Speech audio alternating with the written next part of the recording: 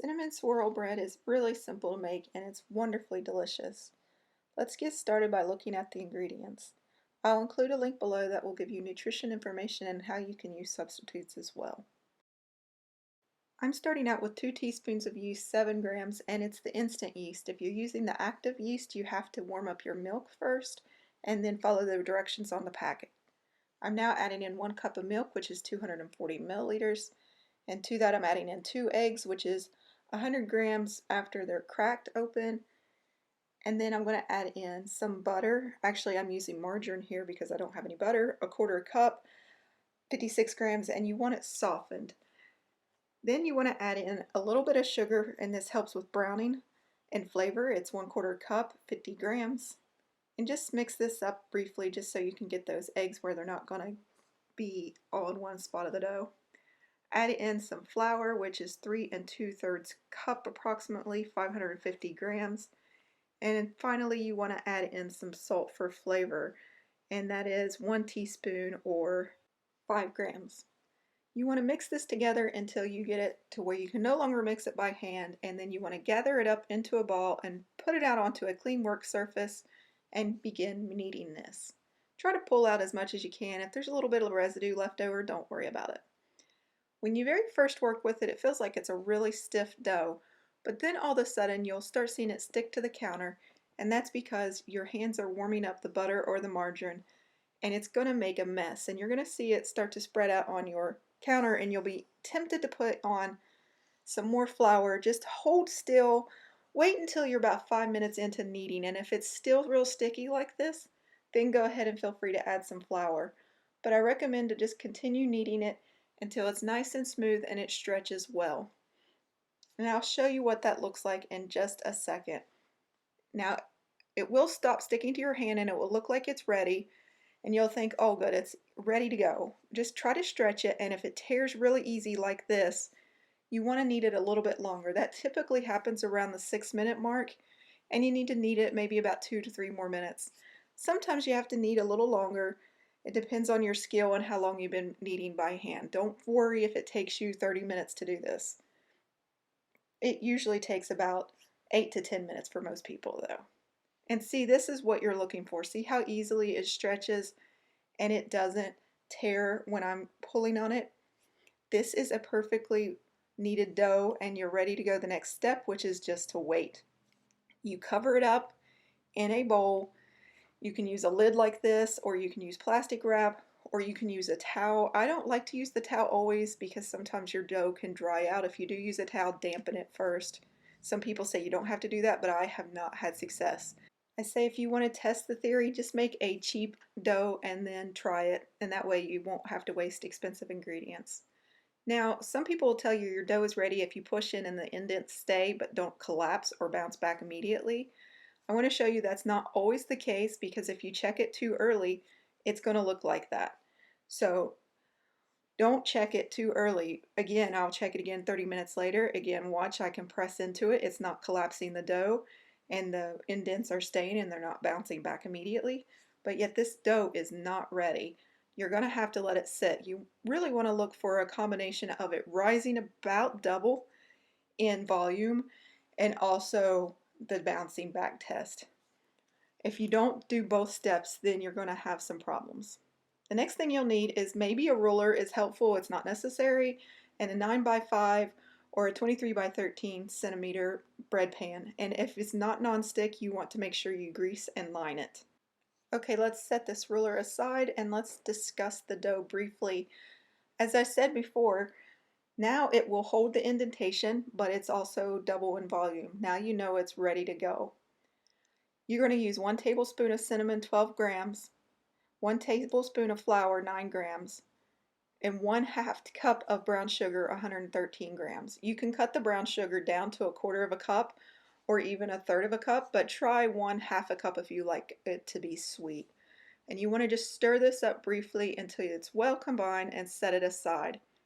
Once you have it mixed up, we're going to move on to the next part, which is moving the dough.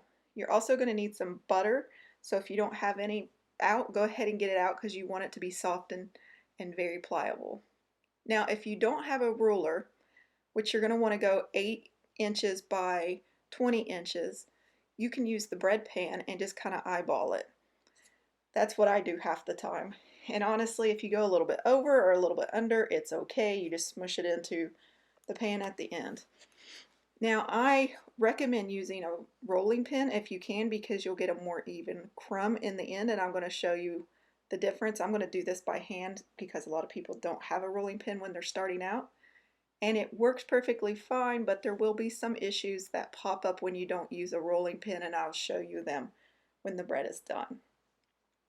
So again, try to get this into a rectangular shape about 8 inches by 20 inches or so. It can be a little bit longer if you want it to be thinner and more swirls, or it can be a little bit shorter if you want the bread to be thicker in between the swirls. It's up to you. It is completely customizable at this point, and it's very pretty any way you do it. And I'm not going to make you see the whole way I'm doing this, but I'm just going to show you how I'm stretching it out by hand, and I'm lifting it up and letting the bread relax because it's going to try to bounce back some, and then I'm going to occasionally lift it up just to make sure it's not sticking to the counter. Now, if it is sticking to the counter too much for you, you can always sprinkle some flour underneath it and just pick it up gently and tease it into place if you don't have a rolling pin like this. And once I get this all the way out, I'll come back and show you the next step. Okay, now we're going to get that softened butter and we're going to spread it out onto the dough, and we want to use 2 tablespoons or 28 grams. On 3 of the sides, the 2 longest and 1 of the short ends, you want to leave a gap, maybe about a ½ inch, about 1.25 centimeters, give or take. And what this does, it helps keep the filling from spilling out on the sides and then possibly getting the bread to stick inside the pan. It's just a little bit of a preventative measure. You can live dangerously and go to the edge and then wonder why it got stuck, and don't blame me. Next thing you're going to do is you're going to take that cinnamon brown sugar mixture and you're going to just spread it out, and again, try to leave a gap on the edge just like you did with the butter. You can go up pretty close to one edge that you're going to roll up, but on the edges on the side is where you really want to pay attention, and on the bottom. And again, that just helps you to not have it get stuck in the pan, hopefully. And then we are just going to roll this up pretty tightly if you can, and that will help it have a nice, really pretty swirl at the end. And if you can't tighten it up, don't worry.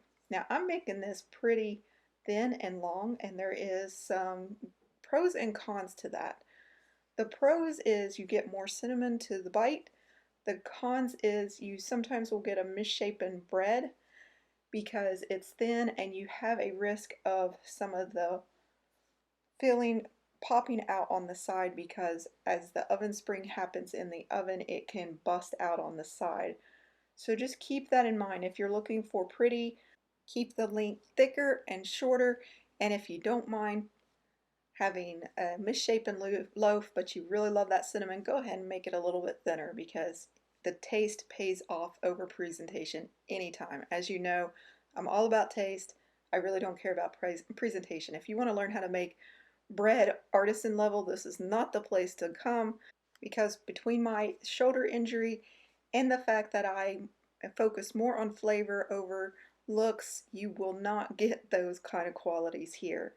But if you want something that tastes amazing, this is the bread to try. Okay, we're just going to finish rolling it up, and then just take that little bit left and push it on and tack it on really good. And you're just going to really make sure that it's really well adhered, and then just kind of squish it together. If any of it poked out on the sides, then that just helps you fit it into the pan easier. And if I did this right, it should fit right in, and you want to put it seam side down if possible. Now I can tell you already, one side is thicker than the other. This bread is going to be funny shaped, but I don't care. I'm going to cover it loosely, and at this point I do find that using a dry towel is no big deal, but if you want to keep a close eye on it, use some saran wrap, but just spray it or oil it first so it doesn't stick to the loaf, and let it sit for at least an hour. After that hour, preheat your oven to 350, 180°, and what you're looking for is the bread to be about 1 inch or 2.5 centimeters above the top of the loaf pan, but if it's a little bit under, a little bit over, it's no big deal. Pop it in anyway. If you press on it It should hold the indentation and not collapse. That will tell you it's ready. You want to bake this 30 to 40 minutes. 30 will give you a more gooey texture, 40 will give you well done like this. And as I expected, where I made it thin, there is some filling that came through on the edge. Don't worry about it, it will still taste amazing. That's just extras. And it tells people that it was homemade. As you make this more and more, you get better at it. And don't touch the hot pan like I just did and burn myself. Let's look at this now that it has cooled and see what it looks like. And again, don't worry about the way it looks. It's bugging me and I'm trying not to focus on it because in a minute I know it's going to be wonderful. And see how the edges, it doesn't have a lot of swirl in it. That's where you stop short. So I'm going to cut in further so you can see what the cinnamon swirl really looks like. Isn't it beautiful? Again, this is really kind of hot, so I probably shouldn't have cut it this soon. I really think this bread is amazing to make as a gift. It's just really surprising to look into and it's very tasty. And if you like cinnamon rolls, it's easier to make than cinnamon rolls, but it has the same flavor. And if you do like cinnamon rolls, I'll include a link below to show you. Basically, this is the exact same recipe without the frosting, and you could actually use the frosting and dip it in it if you liked. I hope you enjoyed this recipe. Visit jacksonsjob.com for more. And as always, happy baking.